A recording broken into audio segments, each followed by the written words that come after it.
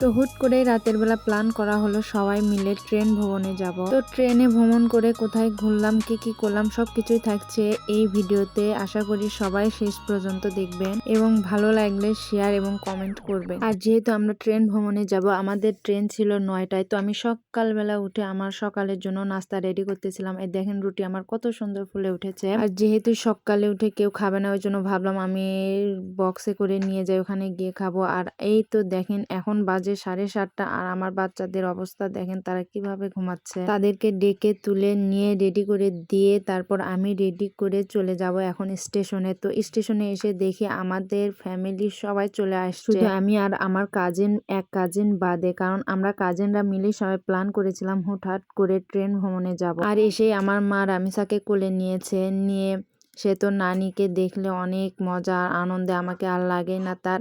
এই দেখেন আমার কাজিনের মেয়েরা সবাই মিলে কত আনন্দ করছে। বাচ্চারা মানে সব খালাতো বোনেরা এক জায়গায় হলে যা হয় আর কি, তারা তো আনন্দে মহা খুশি, তারা ট্রেন ভ্রমণে যাবে। আর এইদিকে আমার এক লেটু বোন, সে এখন পর্যন্ত রেডি হয় না, তার বাসা স্টেশনের কাছে, এখন পর্যন্ত সে হাজিরই হতে পারেনি। আর আমরা দেখেন কত দূর থেকে এসে হাজির হয়ে বসে আছি। আমরা এখানে ট্রেনের জন্য অপেক্ষা করতেছি, ট্রেন আসতে এখন 10 মিনিট বাকি, আর সে এখন পর্যন্ত আসে। তাকে প্রায় আধা ঘন্টা ধরে ফোন দেওয়া হচ্ছে যে সে কখন, বলতেছে আসতেছি, আমি এই যে আসতেছি, এখানে সেখানে বলতে বলতে সে ট্রেন আসার 3 মিনিট আগে আমাদের এখানে এসে হাজির হলো। আসলে বাড়ির কাছে হলে যা হয় আর কি, কাছের লোকজন সব সময় দেরি করে, এটা কি আর বলবো। তো এখানে আমরা সবাই মিলে গবেষণা করতেছি কি করা যায় সেখানে গিয়ে। আর যেহেতু আমার ফার্স্ট ট্রেন ট্রিপ, জানি না কিভাবে কি করবো। আমি তো ভাবতেছিলাম যে ট্রেনে উঠে বমি হয় না কি হয়, আমি তো বুঝতেছিলাম। তো দেখতে দেখতে আমাদের 9টার ট্রেন চলে আসলো। তো আমরা এখন ট্রেনের ভিতরে উঠবো। তো ট্রেন দেখেই তো আমার ভিতরে কেমন যেন লাগতেছে যে কিভাবে কি করব, ট্রেন দেখলেই তো অনেক ভয় লাগে। ট্রেন থেমে যাওয়ার পরে আমরা সবাই উঠতেছিলাম ট্রেনে। তো যাই হোক, ঠেলাঠেলি করে অবশেষে ট্রেনে উঠে বসে পড়লাম। আর এখানে লোকটা ঘুমাচ্ছিল ট্রেনে দেখি, আর আমার কাজিনরা মেয়েরা সবাই মিলে ট্রেনের দৃশ্যগুলো দেখতেছে। আমার মেয়ে ট্রেনের জানালা দিয়ে সৌন্দর্য উপভোগ করতেছে। তো 2টা স্টেশনের পরে কিছুক্ষণ পর ট্রেনটা হয়তো ক্রসিং করবে, এই জন্য থেমেছিল। যেহেতু আমরা জানতাম না যে ট্রেন ক্রসিং হবে, তো অনেক সময় লাগতেছিল। আর এখানে কিছু ভিডিও ক্লিপও নিচ্ছিল। তারপর ট্রেন ক্রসিং হওয়ার পরে আমাদের ট্রেন আবার যাত্রা শুরু করলো। তো রুজার বাবা যেহেতু ট্রেনের দরজায় দাঁড়িয়েছিল, তার কিছু ভিডিও ক্লিপ আমি নিচ্ছিলাম, অনেক সুন্দর লাগতেছিল। তো তারপর আমরা চলে আসলাম আমাদের গন্তব্যস্থলে। ট্রেন থেকে নামার পরে আমরা এখানে আসছি অটোতে, যেহেতু সেই ভিডিওটা আমার করা হয় নাই আর কি। তো আমরা চলে আসছি নওগাঁতে, সবাই মিলে নওগাঁ ডানা পার্কে আসার কথা, তো সেখানে চলে আসলাম। যেহেতু এখানে বেবিদের জন্য অনেক রাইডস আছে, তো তারা অনেক মজা করবে, এই জন্যই আসা আর কি। বাবুদের জন্যই মূল কারণ হলো এই ট্রিপটা, কারণ সব কাজিনের বাচ্চারা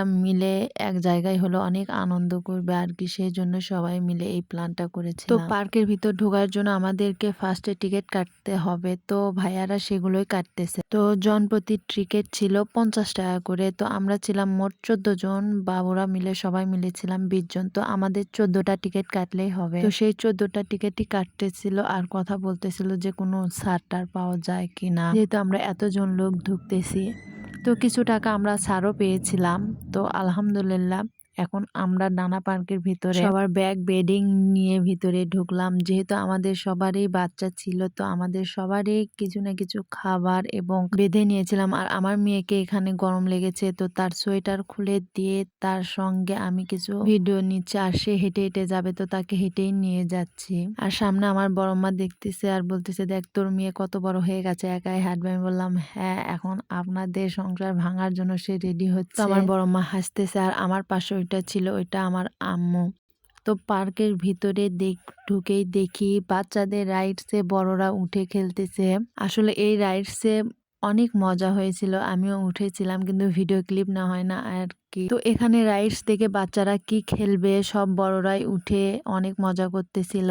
আর এইখানে আমার আরেকটা কাজিন এসে বলতেছে, আমিও উঠবো, দাঁড়ারে তোরা দাঁড়া, আমিও উঠবো। তো ওরা দাঁড়ায় ওকে তুলে নিল। তো তার ওঠা দেখে ভাবলাম আমিও উঠি। আর যেহেতু রাইডসে খেলাধুলা করে আমাকে অনেক ক্ষুধা পেয়েছে, আর আমার কেন সবারই খিদা পেয়েছে, কারণ সকালে কেউ খেয়ে আসেনি। আর আমাদের ট্রেন এখানে থেমেছে 11টার দিকে, আমরা এখানে এসে পৌঁছেছি 11:30। তো সবার খাওয়া দাওয়ার জন্য এখানে আমি বিছানা পাততেছি, কারণ সবাই বসে এখানে সবাই মিলে একসঙ্গে খাওয়া দাওয়া করব। আর যে যার মনে খাওয়া দাওয়া করতেছে, কারণ সবাই সবার বাসায় থেকে এক এক রকম রান্না করে নিয়ে আসছে। এরকমই প্ল্যান ছিল যে যে যার মতো রান্না করে নিয়ে বসে সবাই মিলে একসাথে খাবো, যে যারটা দেখে কারটা মজা বেশি হয়। তো আমাদের ভিডিও এই পর্যন্তই থাকছে, নেক্সট ভিডিওগুলো আসবে।